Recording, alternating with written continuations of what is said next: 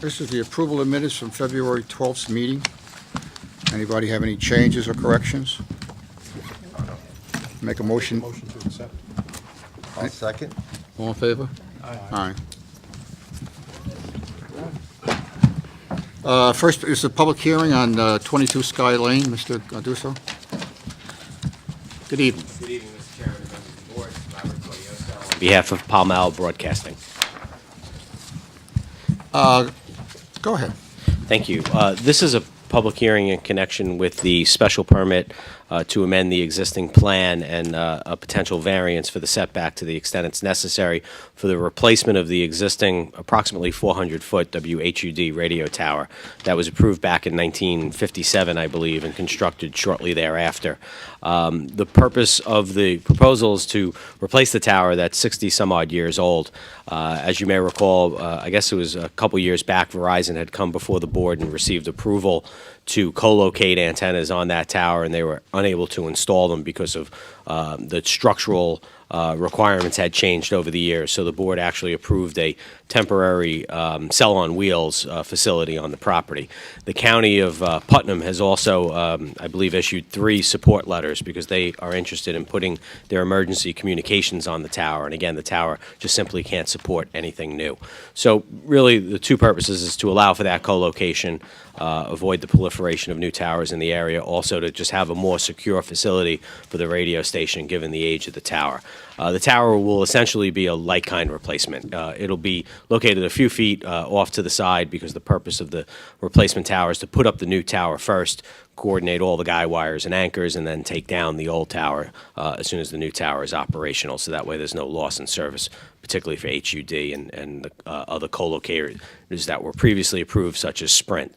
So we've submitted a number of documents. We submitted plans, and we've revised those plans, a long EAF, photographs of the existing conditions, a no violation letter, and also a removal and co-location agreement required by the code, meaning that the property owner, the tower owner, have agreed to allow co-location on the tower and to remove the facility in case it ever becomes obsolete. We also did receive the County 239 recommendation of approval. We sent out the various public notices, and we also posted the sign in various places around the property. So with that, I also have with me this evening Mr. Dave Groth. He's the Director of Engineering. He's an outside consultant, but he's the Director of Engineering for Pall Mall Broadcasting, and he's here with us this evening in case you have any specific questions regarding the operation of the installation. Okay. Does anybody have any questions on the environmental? I do. All right. Well, first of all, this isn't, my first question isn't specifically on the environmental, but it's in regard to the microwaves coming off of the radio station, or whatever, the radio waves, I guess. I want to know if there's any difference between the strength of the radio waves that are coming off the new tower as opposed to the old tower. No, it'll Okay. be exactly the same. Okay. Okay, then I do have some questions about the environmental thing. Just 2. Okay. On page 6, you talked about emissions that are coming off during operations. It's F on that page. I guess the question starts on the previous page, but this is F, section F. So I want to know what kind of emissions will be will be emitted during operations. So this this section was specifically referring to combustion from the trucks that are going to deliver the tower. That's all that referred to. The only other emissions at the site would be they have an emergency standby generator. But other Okay, than that, 'cause it's, it does say the third part of that section does talk about during operations. I wasn't so much concerned about during construction because that's time limited. yeah. So But- it's the only thing that's there that that's not changing. It's existing is the existing backup emergency generator. Is that right, Dave? Yeah. Okay. Okay, then, on page 15.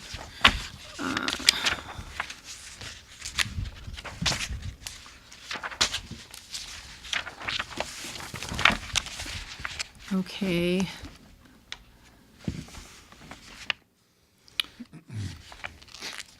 Oh, yeah, I just wanted to know, on page 13, it asks if you're contiguous to a building, archaeological site, or a district which has been nominated by the New York State Board of Historic Preservation for inclusion, et cetera. And you indicated yes. So, yeah, what that is with the new EAF, what the, in this case, the professional planner does, and anybody that fills out an EAF, unlike the old days, now what you do is you go on the DEC Mapper program. And what the DEC Mapper program will do is it will say if you're in an area of archaeological significance where there could be, let's say, an archaeological resource. So that automatically propagates the answer yes, but there will be no impact because where the tower is going, that entire area is an area of prior disturbance. So Okay. under the archaeological rules, there was no need to do any further investigation. Okay, so. But it was not a historic, that Right, specifically I was just referred to wondering archaeological. What you're next to, and do you know? No, it's that it automatically populates the archaeological Okay, resource okay. sensitive area. All right, and I do have some questions about the agreement. Should I ask them now? Go ahead. Okay. It's in the agreement, on the first page, the second whereas, it talks about, it says applicants shall design new communication towers, plural, to accommodate future demand and reception and transmitting facilities. Are you talking about, If I can explain. yeah, I literally copied the language from the code, and the code used the word towers, but you're correct. There's only one tower being Okay. proposed. all right. Okay, and it also talks about, this whole section talks about wireless communication rather than radio towers. Yeah, so again, what we've said from day one is we think it's really an amendment to the site plan for the original public utility use that was approved by special permit in 1957.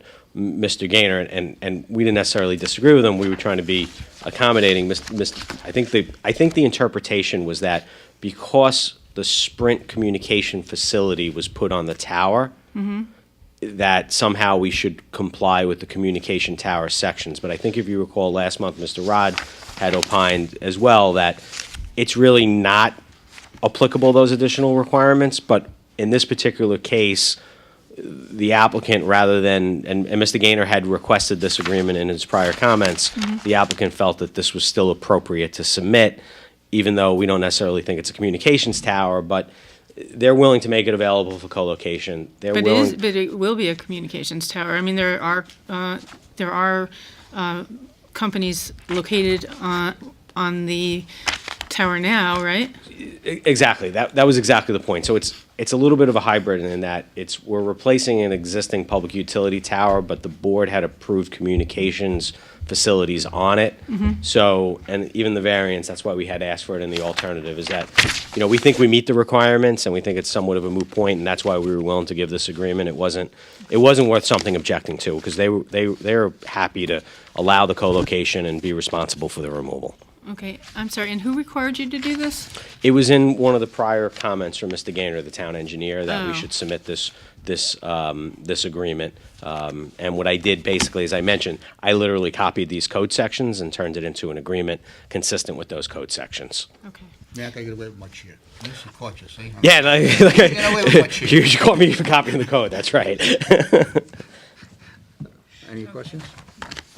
I got a quick question. On your site plan, you show an existing house. Correct. A house is not existing. The house has burned down since then, and what I spoke to the client today, what the plan to do with the house is, they're going to raise the house, they're going to fill it in, they're going to level it and seed it and grow grass. All They're right, going to 'cause remove the I house. received a phone call from Catherine Kopp of 19 Sky Lane. Is she here? Okay. Mr. D, how are you? Hi, you want to speak to it? I'm going to let her speak to it. Sure. Yes, please. I have a few other questions. Do you Sure. want me to go into- Yeah, come on. I guess what I'm saying is that, I know you're going to say you're going to raise it, but I don't know, maybe the board has to think about putting it out as a condition, that it be cleaned before construction start. Yeah, Okay. I mean, I think it's somewhat unrelated, but the applicant, I've spoken to the client, and they are going to It's a remove the safety house. concern. Sure. Okay. Well, I'm just, So again. No, well, you have to have a microphone. Oh, it's all formal here, because you're on television. You got to give your name. Okay, Kathy Koff, 19 Sky Lane. Okay. I'm directly across from the tower. We purchased our house in June of this year Right. with full knowledge that the tower was going to be Right. replaced in the very near future.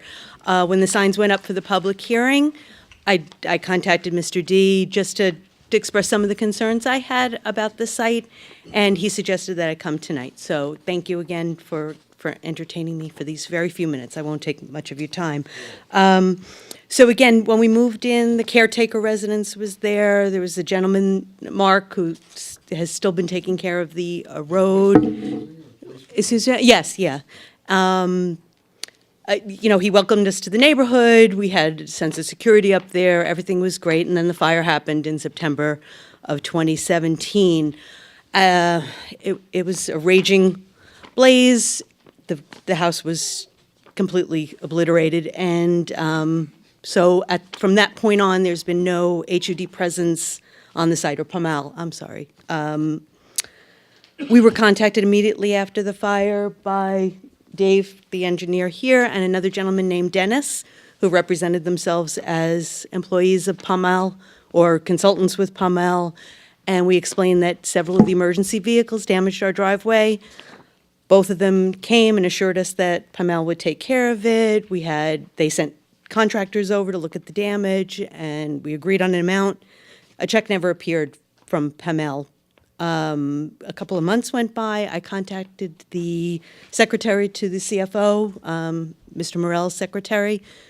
She said the two gentlemen had no right to speak for PAMAL and that I should follow up with a letter to the fire district because it was their responsibility.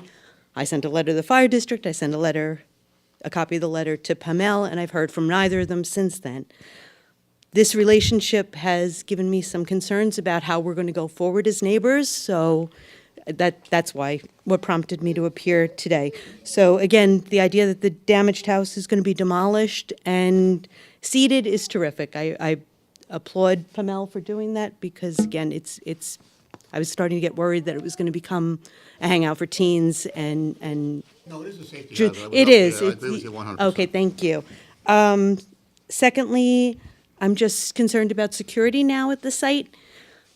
Cars and trucks come and go up there all the time now. Nothing has a logo on it. There are no people walking around with ID badges. We're at the end of a private road. There are lots of houses down below us with small children. And there's just, it's not secure in my point of view. And whether this is referred to as a commercial utility facility or a communication tower, it's still a commercial development in a residential neighborhood. And so I'm just concerned about security at the site since there's nobody from the company there's no presence in the area. I think you had the luxury of having a cop living up there in the house. We did in the He was past. plowing and he was doing Yeah. security.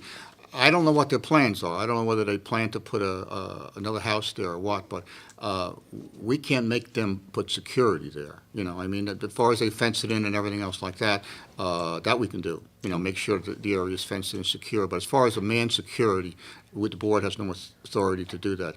Hopefully, they'll rebuild the house and gentlemen will move back in, because I know I spoke to him, he was anxious to move back in. I think he's got a closing date on a new house. So Oh, he does. that's- Okay, so But it'll be again, there. they're going to be close by. Okay. So that's one Right. area. That I can't give concern. you, but I can get you to clear the spot, yes. The other is the logistics for the replacement and removal of the tower are of concern.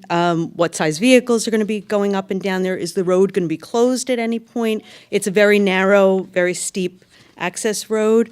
So if our ability to access our home is going to be impacted, it would be really nice to know that in advance. And I think the details should be made available to the other residents on that road. And the condition of the road, I think, should be evaluated before and after the construction and removal of the tower. It's a private road, It's a right? private road, but I believe the maintenance of the road, this is where, again, I'm taking what I've heard to be true because I don't know the facts. I've been told that the maintenance of that road is the responsibility of PAMAL. If it is, then I think that needs to be clarified. The condition of the road should I'm not be. sure about that. I'm gonna Yeah. find that out. I'm gonna find it out, because I did receive another phone call from somebody else down there, Yeah. email that, they maintain a private road, so we'll find that out It would be tonight. great to know that for a fact. And again, if it is the case that maintenance is a part of site plan approval, that maintenance be defined and again, be added to as a map note, so that going forward, when we're not around, somebody knows who's responsible for that road. So again, just thank you for listening to me. We adore our home. We love our little spot up there. Our neighbors are great. It's a great spot, and I look forward to the replacement of the tower primarily because of the having improved emergency notifications at the top, for all of Philipstown. I know it's an issue in the area, so again, I'm sure they can do that. great. Thank you very much for your time. Thank you. Is Mrs., let's see, where was I here? Terry Akbis? She here? No, okay. Is there anybody here from Ridge Road that would want to speak to it? Either gentleman. Come on up first. Identify yourself. I know I got an email about the concern about it's a private road. Hi, my name is John Spina. I live on Ridge Road, 60 Ridge Road. And there's approximately 12 houses on Ridge Road, and as everybody knows, it is a private road. Who maintains it? We do. All of the houses, we pool our money together, and physically we go out and fill potholes and deal with cracks and breaking. And What about the plowing and all like that? plowing was originally done by Powell. Mark used to do it, and he still does now, not nearly as often, but, this is the first winter. Right. I just want to give you some pictures of the condition of the road. Several years back, we had the road was repaved. Okay. Repaved by Entergy. The road is really nothing more than a glorified driveway. There's about 1.5 inches of blacktop, and it takes all of us to just keep up on it, and we're falling behind on it now. Our major concern is the construction vehicles going up to build this tower, pour foundations, erect it, cranes, so on. I don't think anybody here would have any of these construction vehicles in their driveway. This is our driveway, and we do maintain it ourselves. And the effect of the machines on the road is not going to rear its head right after construction. It's going to crack it. It's going to spider crack it. There's a lot of spider cracking, as you can see in those photos.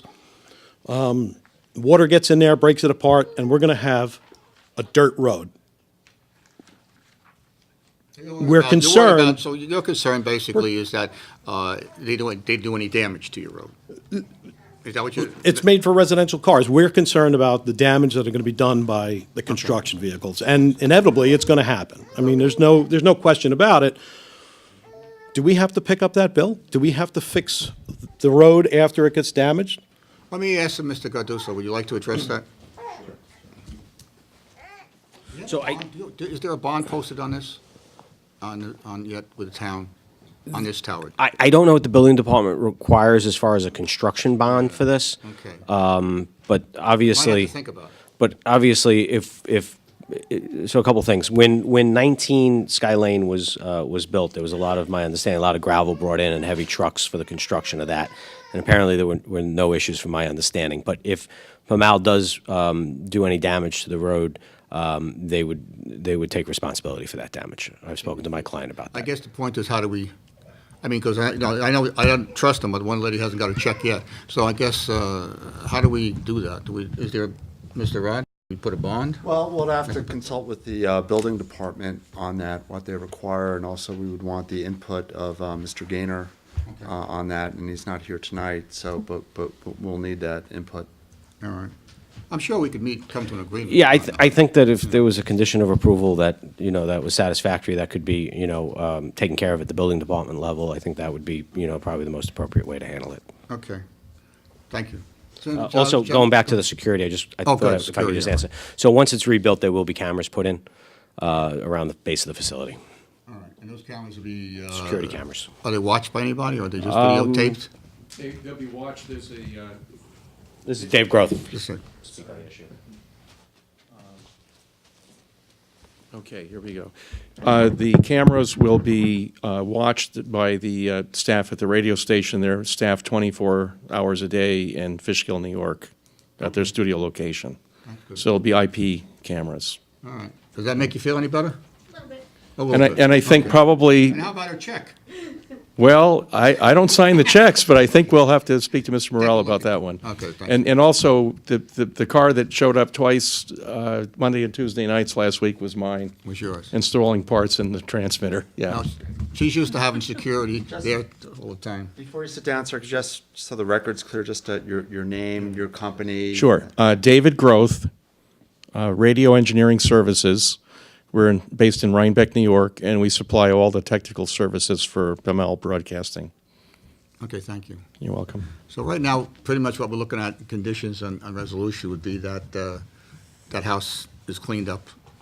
And, you know, like you said, you know, item 4, fill, whatever, and have to figure out something about the road. Have to go to Ron Gaynor, talk to Ron Gaynor and see, and the town building inspector, and see what we can come up to an agreement for that, so that'll be covered.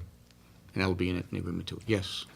Come on up. Come on, you have to come up to the microphone. Is there another meeting that would take place where we discuss repairs to the road, or future repairs to the road, or maintenance on the road? Yeah, well, we're gonna have to carry this over, because Mr. Gaynor's not here tonight. You know, he did require a note on the plans, Mr. Gaynor. Yeah. If I just So point we, it out, I don't know if it's it'll be helpful. continued over to next month. I don't know if it's helpful or not, but, I'm not gonna close it tonight. no, I understand, but I think he did somewhat contemplate this. I just wanted to point out the note that's already on the plans. It's on sheet C2. Prior to the initiation of any construction, the applicant or his representative will meet with the town building inspector, the town engineer, the site contractor, and any additional outside agencies that may have jurisdiction for a pre-construction conference to review all facets of construction, required erosion protection measures, and required inspections. So he did have us put it on the plans to, I think, contemplate this type of issue as well. Okay, maybe you can meet before the, like I said, I'm gonna have to carry it over to next month. So maybe you can meet beforehand and, meet by next month and get all that arranged, or we'll figure out, or you could speak with Mr. Rod or something like, some kind of a legal agreement on, you know, the conditions for it. I don't see that they're out of realm, and you don't see that either. I mean, they're not out of sight, these conditions. I'm sorry. I mean, you don't see these conditions as a problem. No, I mean, I think my client has authorized me to represent tonight that they would be willing to repair any damage caused to the road by this construction. They don't believe there will be damage because of the prior use of the road for the heavy construction vehicles building the 19 Sky Lane, but they've authorized me to make that representation tonight, and I think it would just really be a matter of Mr. Rod consulting with the town engineer and building inspector and formulating a condition that would satisfy the board. Okay, thank you. Anybody else want to speak on this? Yes, gentlemen, that gentleman, I'm sorry. I echo. So I come up to the mic, please? My name is Howard Olson. I live on 72 Ridge Road, two houses down from Mr. John Spina, and I echo his concerns. Any damage to the road should be taken care of. Actually, the road should be improved before the damage begins to happen. I understand what you're saying, but I'm not going to force them to pave the road and, you know, fix the road. I mean, if they cause any damage, they'll repair it, but I don't expect them to repair the road now, no. Well, there's a question then of how long would it take after the road is built, after the road is damaged. How long will it take to fix it? That'll be a question that we'll put in to when we have the meeting, we speak about it. about this, it's called a condition. What it means, a condition of resolution. It means in order for them to get the approval, there's certain things that have to be done, and that'll be one of the things, a time limit could be put in there. Okay, thank you. Okay? Thank you. Anybody else would like to speak on this? That's it? Okay. The board have any questions? Anything like that? I'm going to have to carry it over, okay? Because I don't have, Ron's not here, we have to get these things straightened out like that. Would it be possible just to have a head start on it, given our really desire to get the county emergency services up there, to at least have Mr. Rod start on a resolution, so that way next month, maybe we're in a position to at least have a resolution, so after the board does take final action, hopefully we can go directly for the building permit That's up to without Mr. losing Rod. time. Well, we're going to keep the public hearing open at this juncture. So depending on what transpires between now and the public hearing, and of course what happens at the public hearing, we'd have to take it up at that time. But to commit now to a resolution just seems a little premature at this point. One quick question, just to clarify.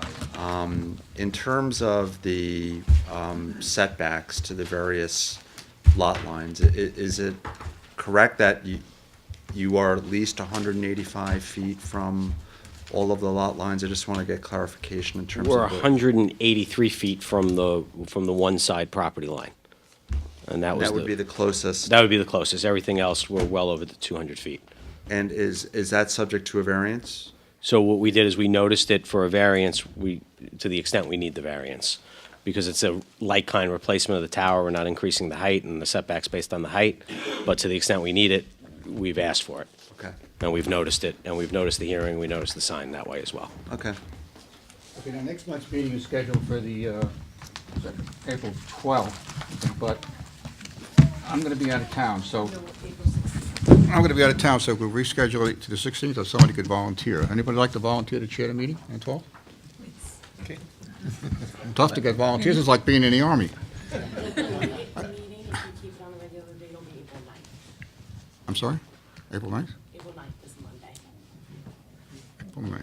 Oh, that's what I'll be away. Okay, so what's the next meeting? The next meeting is scheduled for April 9th. April 9th. Give me a book.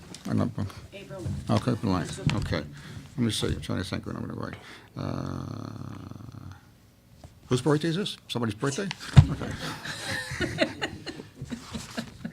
Oh, Those are all the Mondays. The okay. 9th, the 16th. So the 16th. So we'll move it to the 16th. We can't move it to the 16th because of court. We can't move it to 16th for the court. How about the 23rd? We can move it to the 23rd if no one's willing yet, whatever you. All right, April 23rd?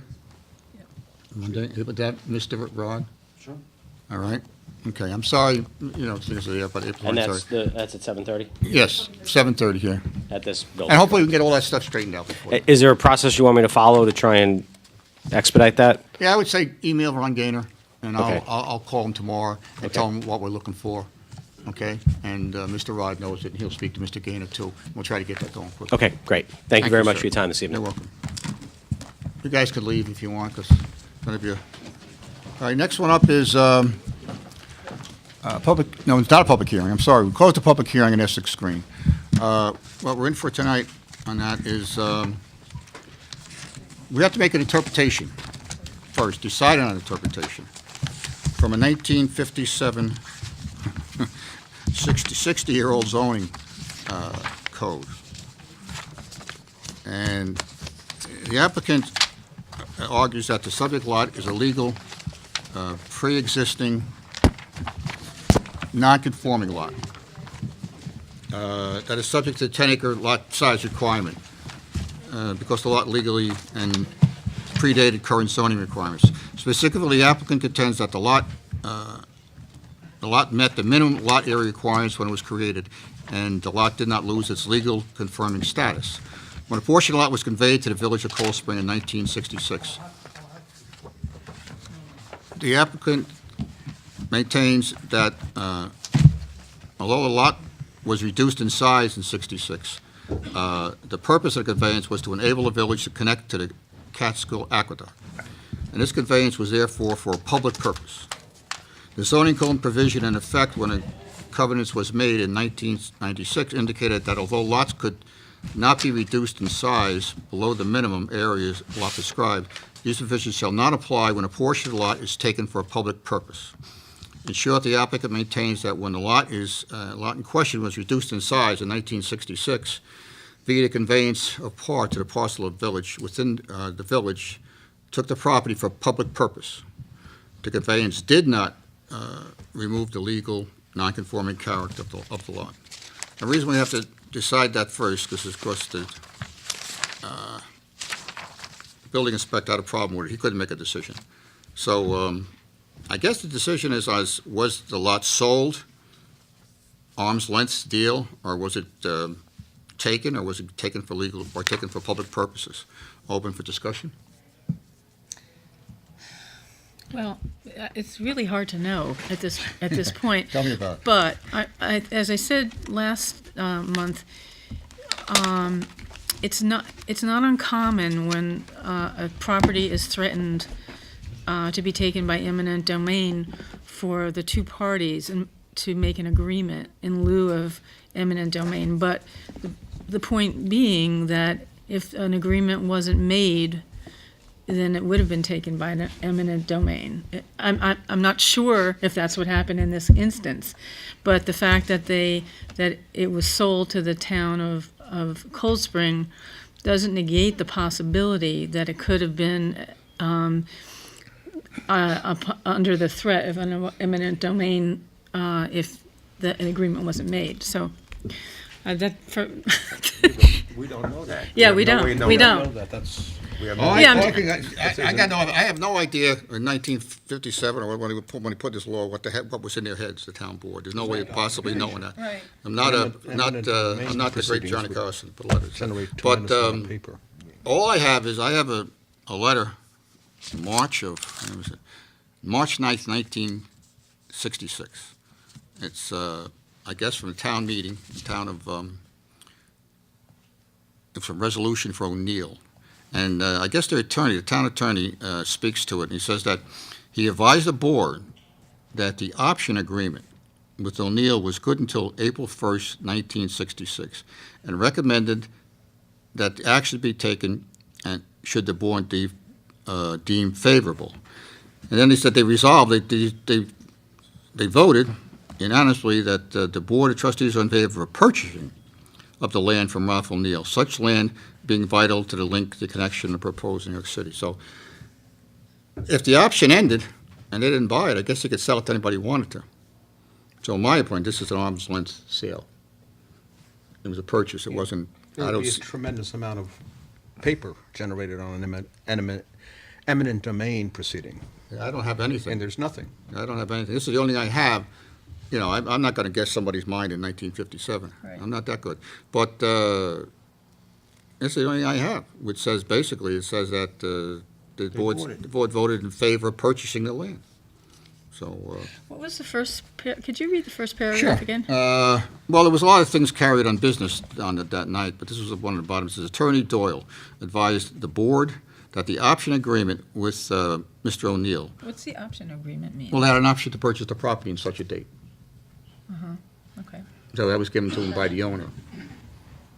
And I guess if they didn't exercise the option by April 1st, the owner he could sell it to anybody he wanted to.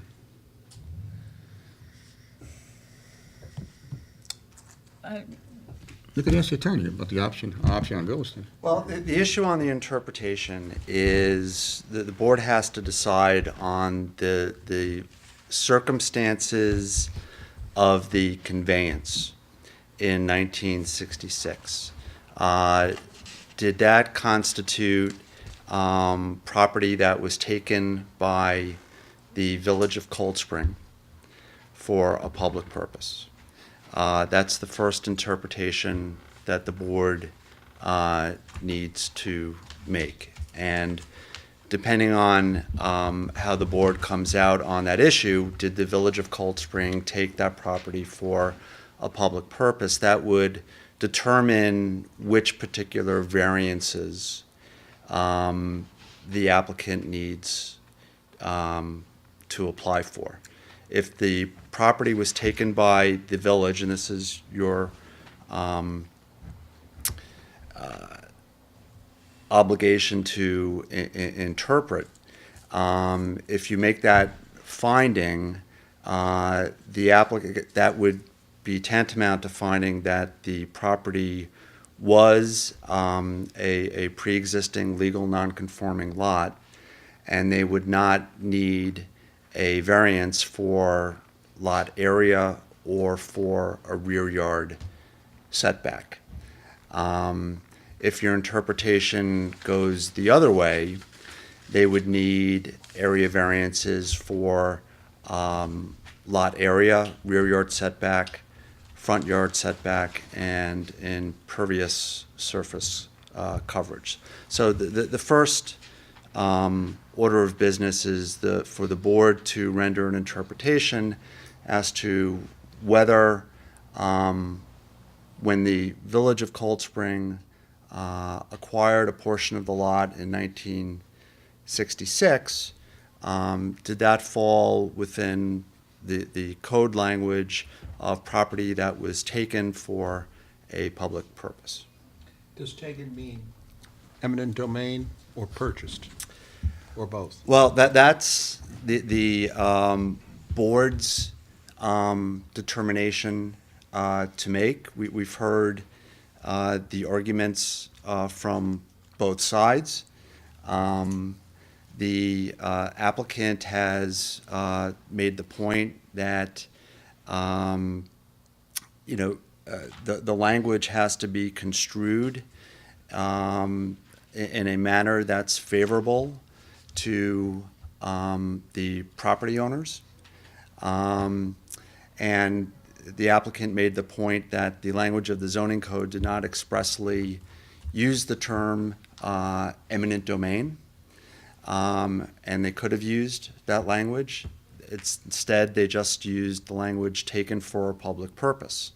And the applicant's position is, by conveying a portion of this property to the Village of Cold Spring, it was simply to facilitate access to the Catskill Aqueduct. And they're making the argument that's a public purpose. On the other hand, and you heard the arguments, I'm just kind of summarizing, and the opponents have pointed out that the language in the code taken is ordinarily used as an involuntary acquisition of the property by a municipality, meaning you can infer, or it's normally used to imply eminent domain. And because this wasn't an eminent domain, or at least there isn't proof that this was acquired by eminent domain in 1996, when the property was, in essence, made smaller, it in effect lost its pre-existing non-conforming character. So that's... I pretty much break it down to A and B here. A is, we decided the 1966 conveyance amounted to the village taking property for public use. Or the board decided that 1960 conveyance did not amount to the village taking property for public use. Just all the thing is one has got a couple more variances than the other. It's basically, if you decide that it was sold, let's say, not eminent domain type of thing, then we'd have to give a lot area variance and a rear yard rear setback variance, I think. Correct. Yeah. Fine. Do we know the last designation of that lot, whether it was pre-existing non-conforming or not? Do we know, the last? No, it was nothing. Okay. When he sold it, they probably should have gotten it straightened out. From my understanding, is that they didn't get it straightened out. So they left it to us. Prior to when it was sold to the Right. to the current owner, was it considered? No, they didn't. When they sold it, they didn't do what they were supposed to do. Basically, they could have maybe straightened it out at that point in time, but it wasn't done. Okay, so so then there was we don't know what the designation historically of this property was. No. Well, there was no... Well, I mean, before they No, it went came to to us, variance. there's no piece of paper that was generated by any municipal building department that said it either is or is. I mean, to answer your question, there wasn't a piece of paper that's saying this is not a buildable lot. Right. That, I mean, there's. They kept passing the buck to got to us. So I guess this is the end of it. So we have to make the decision. So it's either that it was taken, was sold, or was taken for public purpose. Right? Basically, would that be it, or arm's length? Well, or- the interpretation is within the language. Again, the code at the time that the property was conveyed to the village of Cold Spring, the language of the code, which was imprecise. The language was, these provisions shall not apply when a portion of a lot is taken for a public purpose. In other words, ordinarily, someone is not permitted to reduce the size of their lot but below the minimum lot area. But that provision does not apply when property is taken for a public purpose. And again, to summarize the applicant's position is by transferring this parcel to the village of Cold Spring so they can have access to the Catskill Aqueduct, that fell within the meaning of property taken by the village for a public purpose. Right. But if they didn't- The opponents disagree with that interpretation of the language. They say taken signifies eminent domain. It's imprecise language. The board has discretion to interpret the meaning and intent of its own code. And so your first order of business is to decide whether the 1966 conveyance to the village amounted to the village taking that parcel for a public purpose. Or And was then sold. the next step is going to be area variances. And the interpretation simply affects which variances they Right. need. If it was taken or Yeah. sold. Well, it was either taken. Either way, it was sold, though. Yeah. I'm sorry? Either way, it was sold. Yeah. Yes. Yeah. It's Yeah. just sold. Yeah. Well, according But- to, the only thing I have, and, as far as here, that from the town, this is a meeting that they had, and their town attorney is advising them that the option agreement runs out April 1st. And if they didn't act on the option, the owner would be able to sell it to anybody, Right. I guess. And then so they decided to purchase it, which it says here. Well, I mean, it was either bought or taken for a public purpose, because it was, the purpose of it being taken by the town of Cold Spring was to connect to the aqueduct. But the question is, is taken mean eminent domain, or can it be, is it more broadly interpreted as to mean taken, for any reason, sold, bought, whatever? It's very hard to Well, make a determination on this. Unfortunately, I agree with 100%. This should be done in the court of law and like that. But unfortunately, we're tasked with it, so we have to do it. So, going to ask for opinions. So I'll go ask for a vote. How do you feel? I'm ready to vote on that. Okay. Is everybody ready to vote on this? I'm ready. All right, Mr. Sisson? I'm of the opinion that it was not taken for a public purpose, and it was not eminent domain. Therefore, it's not pre-existing non-conforming. Okay. I agree with Vinnie. I think it was sold. I don't think it was taken. I believe it was sold for public use, but, so, I guess, You got to give me better than that. yeah, so it would be more towards the pre-existing lot. Okay. It was sold to be used for public use.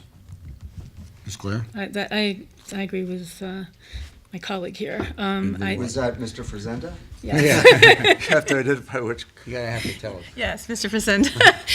I mean, it was obviously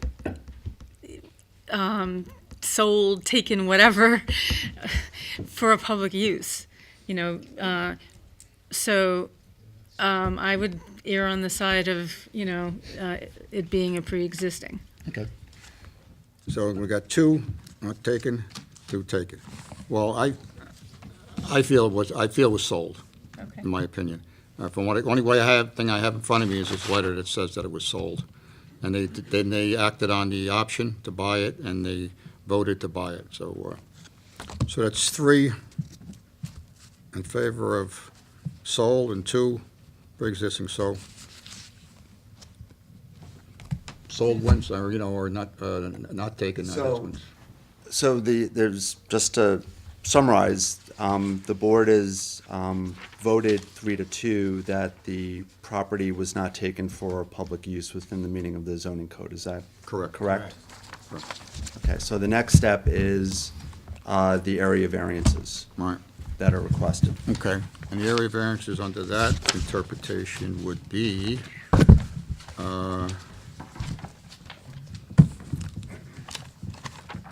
we're gonna have a lot area variance.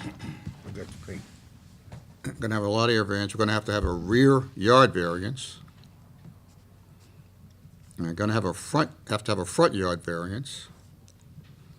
And an impervious surface coverage variance. Right. Okay, so in order to do that, I think we should go over the 5 factors and discuss that.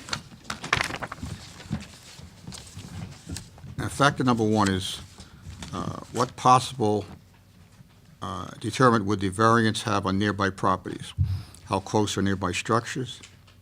Will your structure be visible to others, or will it block a view? Do you propose exterior lights? So I guess the big thing is going to be deterrent to the neighborhood. Open it for discussion? Well, obviously, people feel that it is a deterrent to the neighborhood.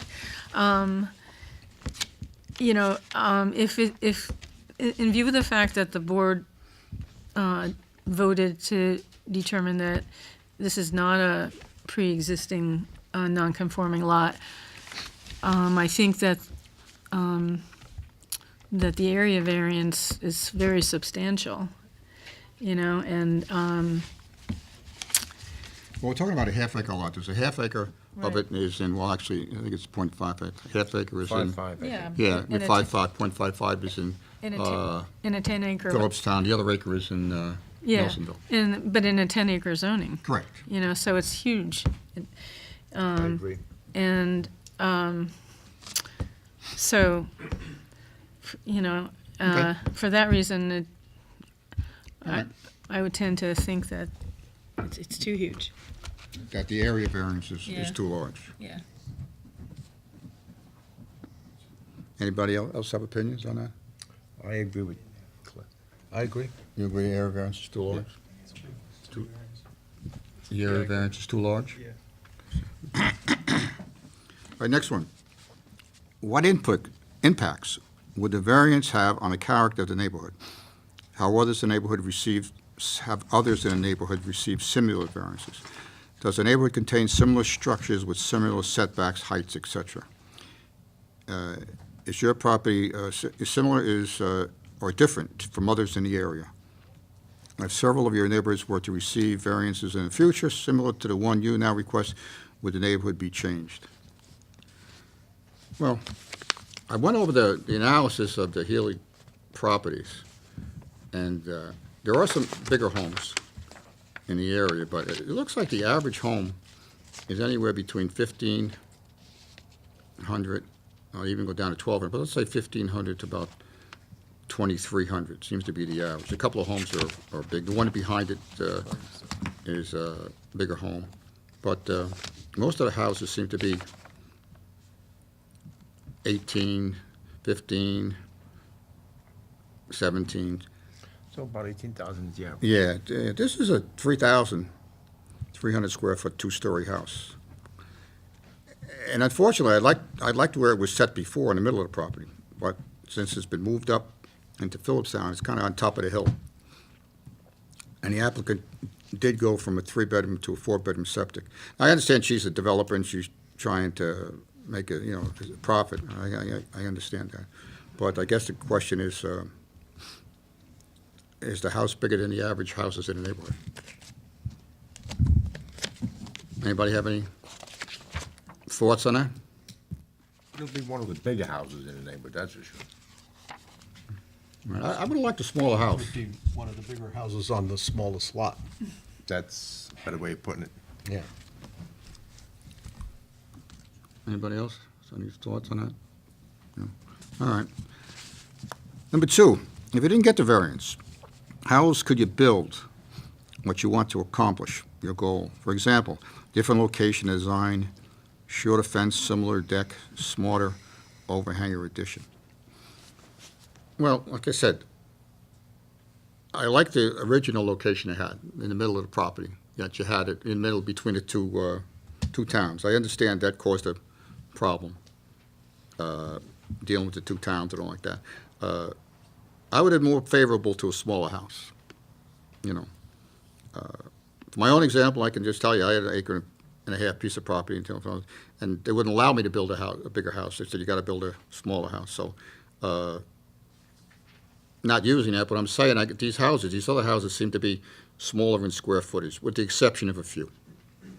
So, I think if you downsized the house and moved it back to where it was, in the middle of the property, so it wouldn't be on top of the hill, I think it would be a much better arrangement. I don't know. I personally think that's gonna make no difference, in my opinion. Not gonna make any difference in your opinion? No. Okay. You know, You feel that that's just too big for that lot? Mr. Lynn? I agree, I think it's too big for the lot. If it was smaller, I think it would look, it would blend right in. If it was small, it But how much smaller? Oh, 1,800 feet, it would have to be, right. Well, yeah, but we can't, that's up to the builder, that's her decision, so we can't have it, that's not before us, so that was just only a suggestion. Ms. Claire? Yeah, I think that, that a smaller house would not make a difference in terms of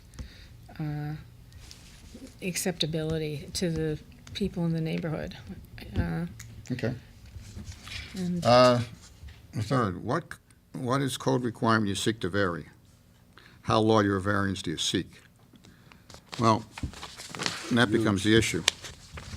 The variance would be, let's see, the variance would be, need an applicant need a rear yard setback, Well, 50 yards, 25 feet. It would be 60.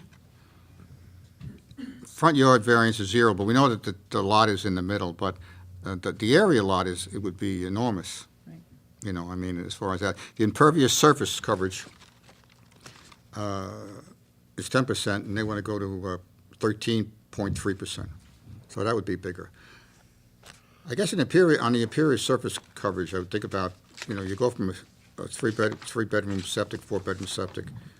yeah, I mean, How much runoff is there, on a small lot, the way I read it, they seem all substantial. I mean, 2 of them are over 50%, the third one is 100%. I mean, those are huge. What do you use?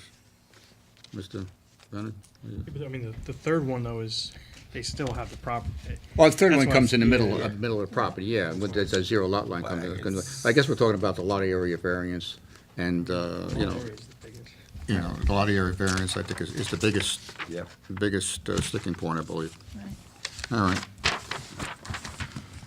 Number 4, what impact or effect do the variances have on the current physical and environmental conditions in the area?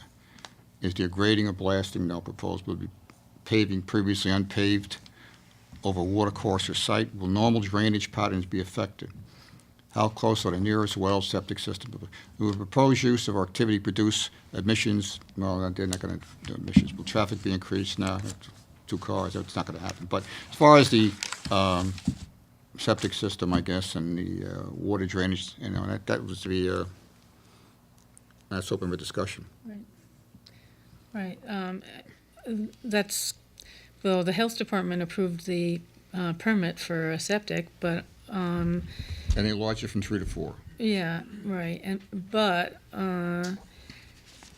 people in the neighborhood expressed concerns that drainage from a septic, which would be combined with the drainage that is there already, which is apparently substantial, could affect their wells and, and poison their water. Right. So, Anybody else have any question on that? Any, I don't see as much of a concern. I'm sorry? I think you're gonna get more runoff just from the dirt road being there Because of the dirt road? than you actually doing any work on the property. I have an erosion problem too with this. There'll be more erosion. Okay. Number 5. Is a variance requested as a result of a self-created hardship? Was there a need for the variance when you purchased the property? How long ago did you purchase the property? Did you build the structure without a permit? No, we don't have that problem. Is there a variance as a result of someone's mistake? No.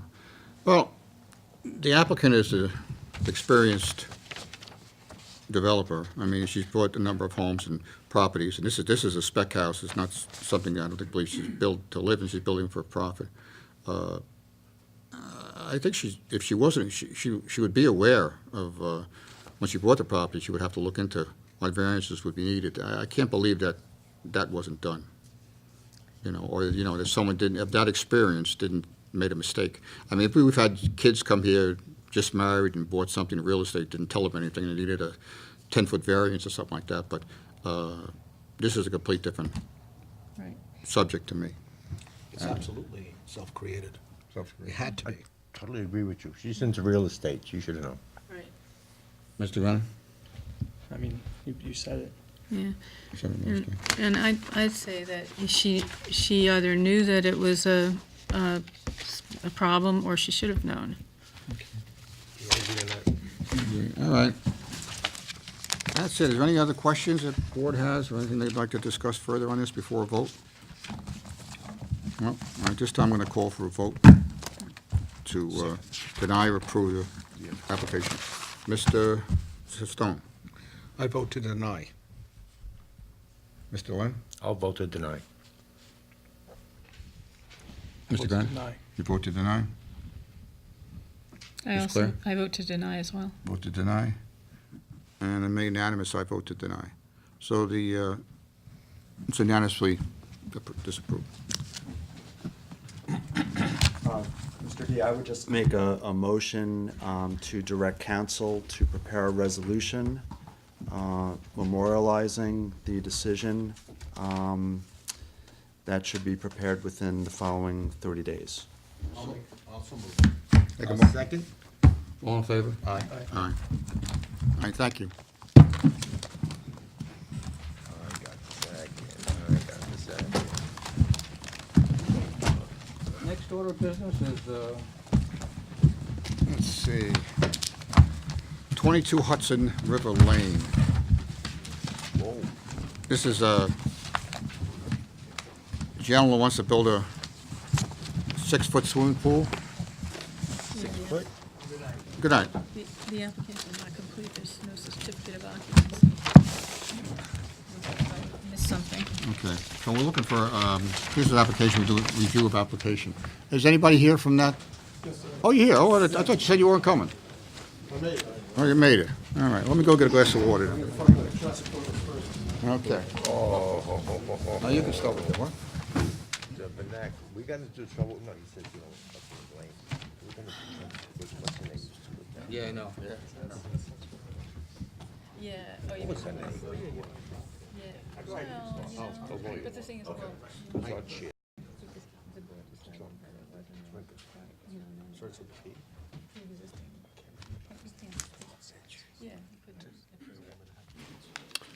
So the application is for a 12 by 16 swimming pool at 22 Hudson River Lane. Okay. Yeah, sorry.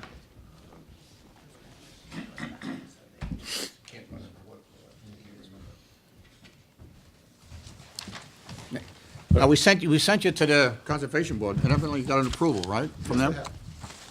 Okay. Now, I My asked name's you- Christopher Schmidt with Neve Group. Oh, Sorry, go ahead. I forgot to introduce myself. And you didn't have the 5 factors filled out, but evidently you did that, right? Yes, I did. I sent that into Tara. I apologize. I misread the area variance, what that was That's okay. required for. oh, no, I'm sorry, it's complete. The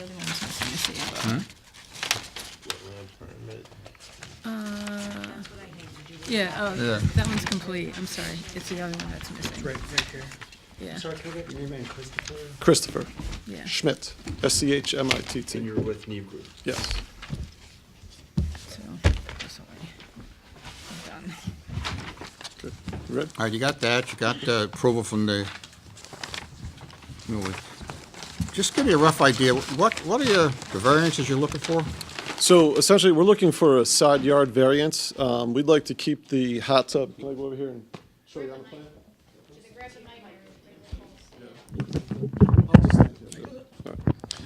Zero lot line variance? No, I'm not sure where that came into play. On the south side, Zero lot line somewhere.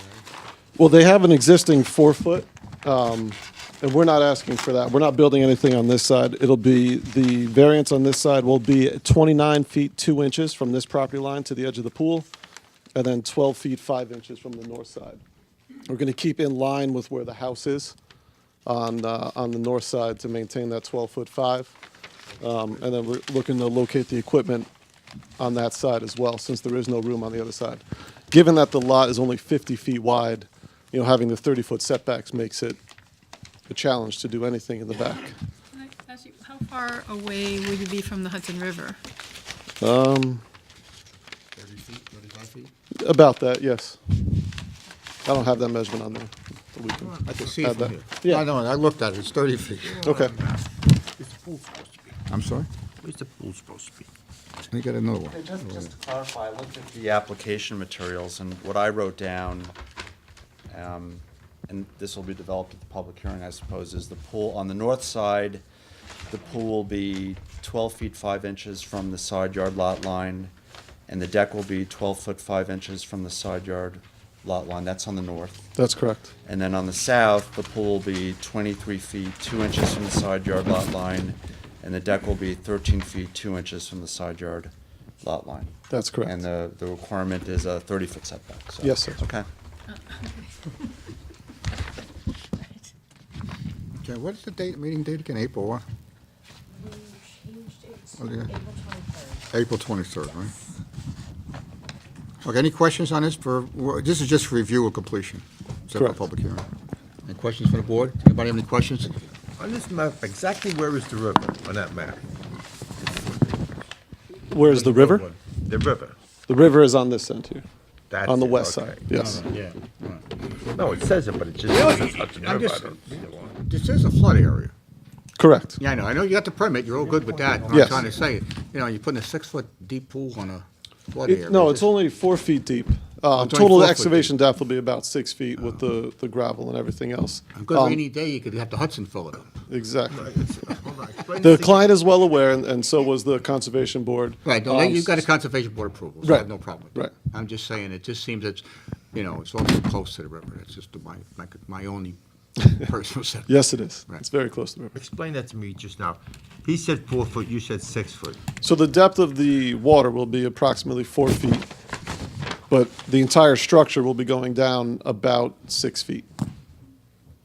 Give us that again. That Just was- excavation, and then you build up with gravel and concrete. So the water depth, as far as the depth of the pool will be 4 feet. Oh, depth of full floor, Right, you're but going we're down also- 6 feet with the base. Correct, but the pool is also 18 inches above ground to deal with some of the water issues down there as well. Okay. Anybody have any questions? All right, get a motion, this is complete? Yeah. Second it, all in favor? Aye. All right, we'll set up for public hearing April 23rd, 7:30 PM here. Okay. Okay, our secretary will notify the surrounding neighbors and everything else like that. These And shows them mine. they could show up to voice their opinion. Sure. Okay? All right, thank you. Thank sir. you. How do you show them mine? Huh? How do you show them mine? It's yours.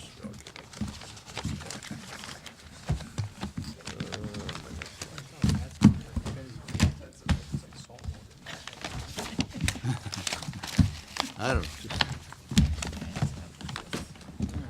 Take my next life, I'll let you order mine. Next order of business is 28 Lane Gate Road. Dennis Grillo and Denise Grillo and Denny Clark. Yes. You'll identify yourself there, sir? My name is Justin Caker, architect, Highlands Architecture, Cold Spring, New York. Our project is a alteration and addition to a single-family residence at 28 Lane Gate Road. I have some photographs here to show you. The house is relatively small. The additions that we're proposing are relatively small. We're going to do a small addition on this side, which has nothing to do with the setbacks.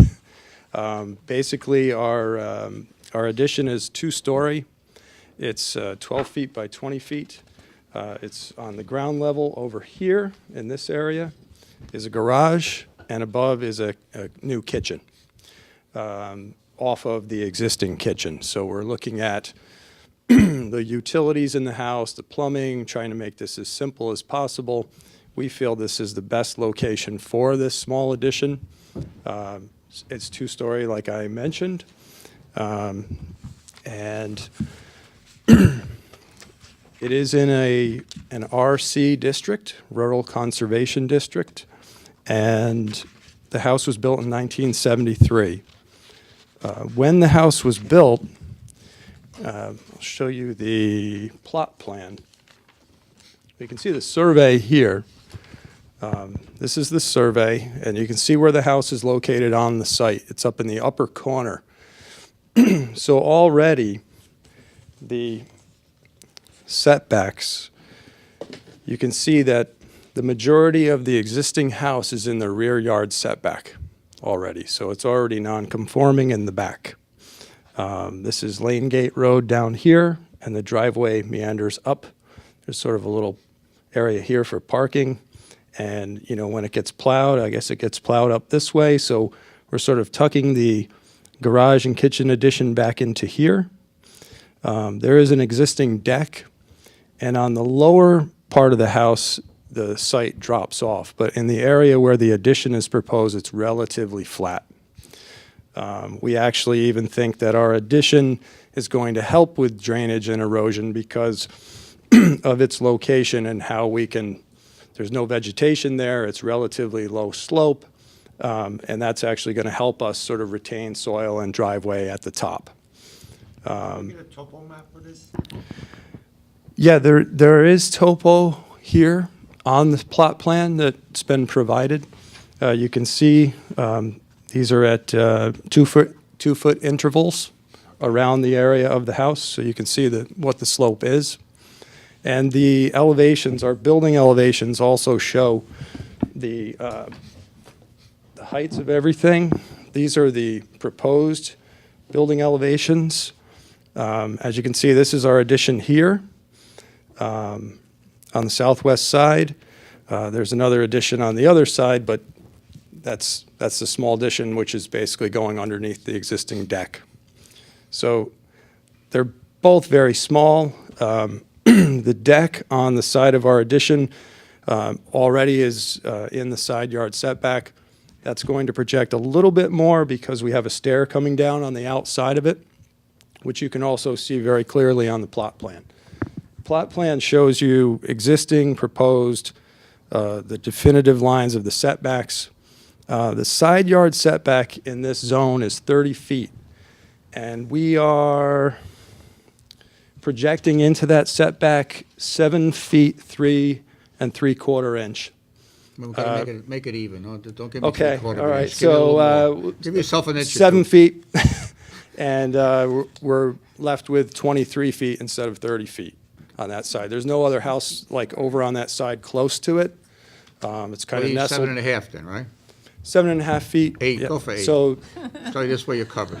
Well, Okay, let's 8 find feet. out. Yeah. Looking at the application, and maybe we need more exact, I mean, I understood that you're going to be set back 26 feet 1 inch from the side yard setback. That's how the application was written up, unless I'm off my medication now, but that's, that's what I understand. Is that coming from the building inspector or I us? believe it's from the application materials.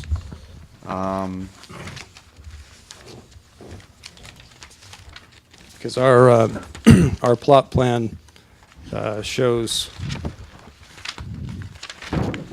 our sort of worst-case scenario off the corner is 22 feet, 8 1/4 inch. You talking about impervious surface, maybe? No. No?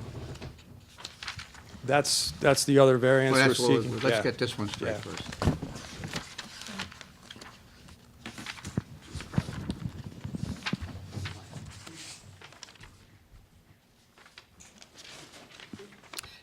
I just want to mention, excuse, I don't see it.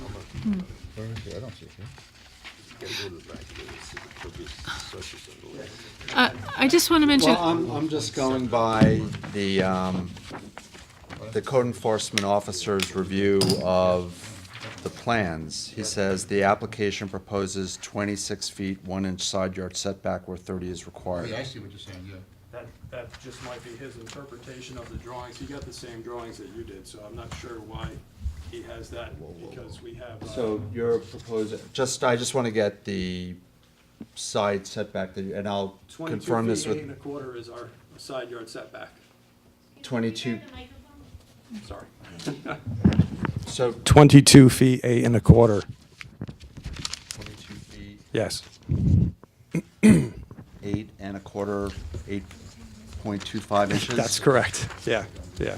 We basically take the survey in CAD and have the footprint located, and off of that, we build our addition off of that, and our corner that is closest to the side yard property line is 22 feet, 8 1/4. Okay. But you ought to get the building inspector a call, okay? Because in his letter here, he's saying it's proposed a 26.1 side setback. Yeah, I'm not sure why he says that. Yeah, well, give him a call. Yeah, and straighten it out. I will. Yeah, because there's, oh, I know what it is. On our plot plan, as you can see, do you have your plot plans there? There is a dimension there, 26 feet 1. He was probably looking at that. That is the dimension to the existing corner of the deck. Okay. Okay. Now, the new deck on the site plan, you can see the addition that we're doing, the garage addition, that is the 22 feet, 8 1/4. From the deck to the property line is 20 feet, 1 1/4. From the deck to the side yard property line. Is that the new deck? Yes.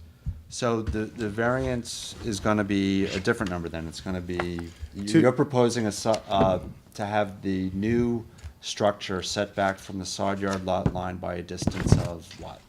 What's the closest part of the new? The closest to the deck, the new deck, is 20 feet, 1 1/4.